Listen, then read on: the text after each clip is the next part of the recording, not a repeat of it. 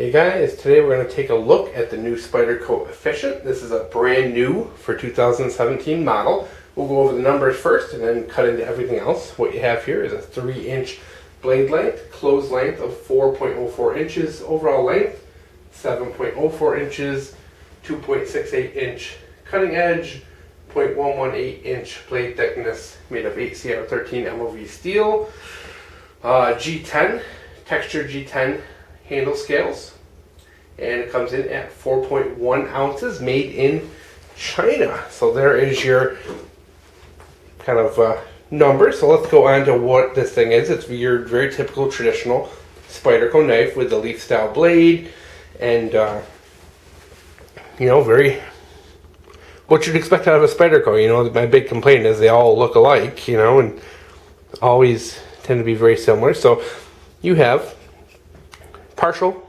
open back construction, jimping on the back of the blade. You have a polished pocket clip that can be tip up carry for right or left handed. You have the sleeved lanyard hole there, and it looks like probably stainless steel in there. Liner lock, and it's actually quite a healthy and beefy liner lock. You can see it's actually a really good lockup, and you might not be able to see in there, but the liners are milled out to help save space. You have that finger choil with jimping as well. So you do have jimping on the back and jimping under there as well. Traditional spider hole opening and all that. So there it is. Now let's talk first, value. So of course this knife is right on par with the other Chinese-made Spydercos. The Tenacious, all them, pricing is right in that neighborhood. This was about 38 bucks. I think the Tenacious is right around that $35, $40 price. So many of the Chinese-made Spydercos are in that $30 to $50 range. So it is right on par with that. And they're all made the same pretty much. They're all 8CR13 MOV steel, made in China. So they're all comparable, at least when it comes to that. So value-wise, you're in pretty good shape. Now, compared to the rest of the market, Spyderco's 8CR13 knives are probably on the higher end. They have really, really good fit and finish. The edge retention is really good. I've actually tested quite a few 8CR13 MOV knives, and there's no huge difference between them. But when you look at CRKT, Kershaw, Spyderco, they're all pretty close, probably within error. But one of the things I do find with Spyderco is you're always going to get a knife that has a really good grind on it. It's always going to be good, consistent quality, whereas like your Kershaws are very up and down. CRKTs can be the same. They can be very up and down with quality. Spydercos are just all at that same level. You get one, the next knife is going to be that same quality. They have very consistent quality control in the Chinese-made knives. Size. So, of course, we're going to pop out the Native, which is like this guy's more expensive cousin, and the Tenacious. You can see, we're going to have to zoom out for that bad boy, just to give you a little size comparison here. So you can see this is considerably smaller than the Tenacious, very, very similar to the Native. And then we'll toss in a couple others here just for the sake. Here is the Endura, much, much longer. And the Manix 2, once again, substantially bigger knife. So, all right, as I said, the Native and this are very, very similar. You can see they both have that finger choil design. They both have that cut-in choil into the handle, or finger groove, whatever you want to call it. They have the same clip, same style blade, very, very similar. Not a ton different between them. Of course, you are getting the textured FRN handles with this, and you do have tip down carry option with the Native, and the better steel. It's S35VN. You're going to pay over twice as much, but you know, you can pretty much kind of consider this Efficient to be the poor man's native. All right, so get that out of the way for the second. We're going to talk about ergos. Now, I'm left-handed, guys, so we're going to talk about this as a lefty and a righty, not waste too much time on it. This is very comfortable for left-hand carry because it does have this cutout here for the liner lock to make easy access to it. That fits perfectly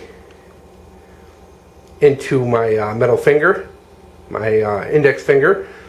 Love this choil. And then you'll see that pretty much what I can kind of do with this is put my finger into that divot for the that kind of rest there. I have a very, very comfortable, solid grip, good lockup on this knife. This grip, not very comfortable at all. It's really kind of balanced incorrectly, not something I would really use. You know, it's just not comfortable at all. So I think your options is to use that finger choil. Right hand, a little different because we have that, you know, that cutout there. So once again, my finger kind of falls into there very naturally, and then my other fingers, being we don't have to contend with the pocket clip, just fall into place.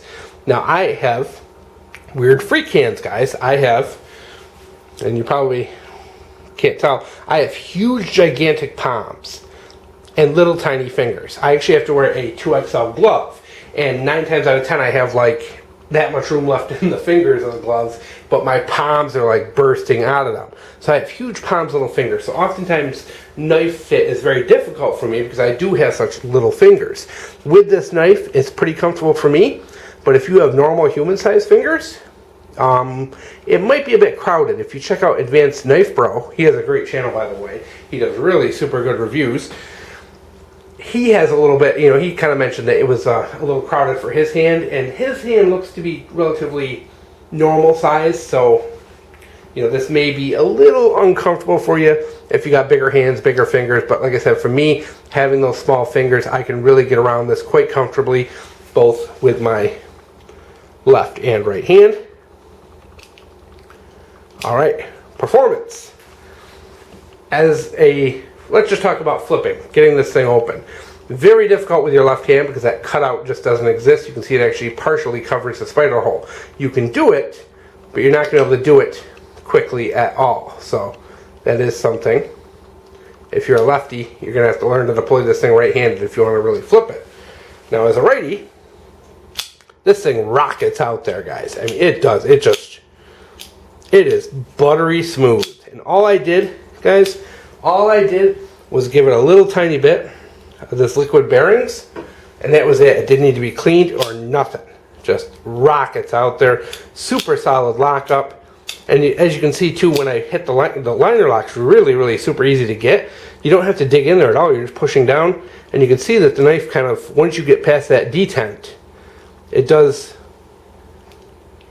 you know, not really fall, but it's, you know, it's pretty smooth. There's not a lot of friction there just based on the washer. So once that detent's passed, it's pretty smooth to close. So this is a very good knife to close and open one-handed. So I can flip this thing all days, guys. I just love it. It feels so good in the hands. It really does. That lightly textured G10. Very comfortable.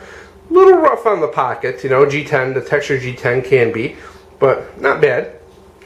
The tension on the pocket clip is just about perfect. It holds enough where it's not shifting around, but at the same time, you know, it gets the job done without tearing your pockets up like some of the cold steel knives do. So, yeah.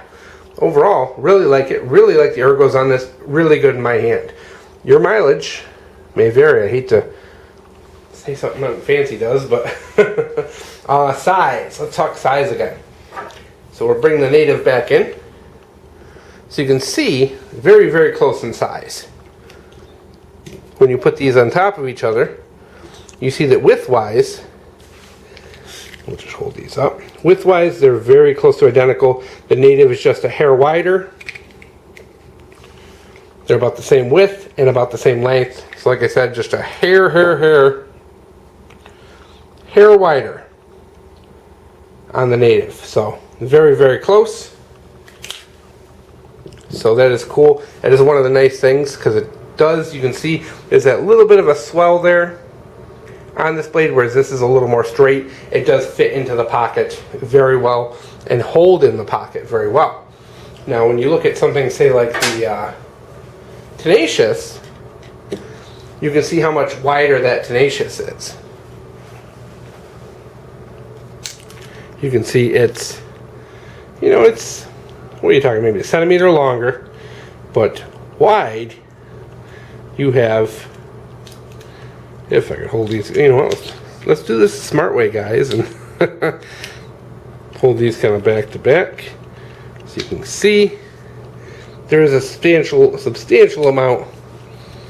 Can't get the angle right here behind the camera. It's got this substantial amount wider, so you can see the difference in size between the two of these, longer and wider for the Tenacious. But yeah, guys, really super happy with how it pockets. You know, if you like how the Tenacious pockets, it's going to pocket the same. It's just not as big and not as wide. You know, it's not as light as your Mannix. It's not as light as your Native, but you know, I'm a big fan. I really like the texture G10. I like it more than the FRN, so I do like that. I like the size, like the shape. Price point's not bad. That 8CR13, not bad. I've done a lot of testing with it. It's really a good steel, you know, for the money. Now this thing has been sharpened, so I really can't do like an out of the box sharpness test for you, because like I said, I've already sharpened this thing more than once. Actually, I run it through. I got this thing to put it through. I ended up getting it on a Tuesday morning, so I ended up being able to put it through recycling twice, and I cut a hell of a lot of cardboard with it.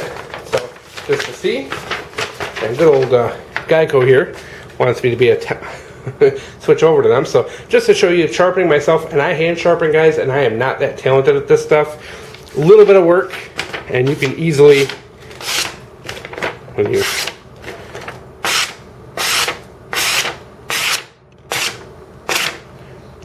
so you can see how quick and how easy, even with just hand sharpening skills, you can get these 8CR13 knives back to sharp. Nothing. Like, I mean, they're going to last a while. You know, you're not perfect. You're going to have to pay more for better edge retention. But 20 minutes, guys, you can get these things so sharp. I mean, that's a receipt, guys. That's, you know, receipts are one of the toughest things to cut. That and phone book paper are the two toughest things to cut, and are a real test of how sharp your knife is. So even with limited skills, you can maintain this knife very easily. You can take care of it. You can enjoy it.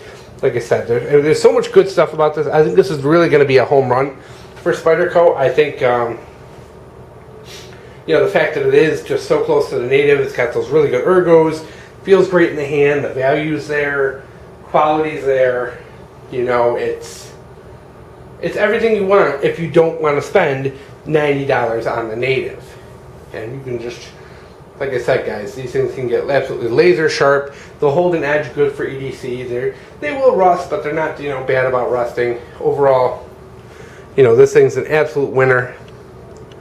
Definitely recommend it for the price, and very glad that I have it.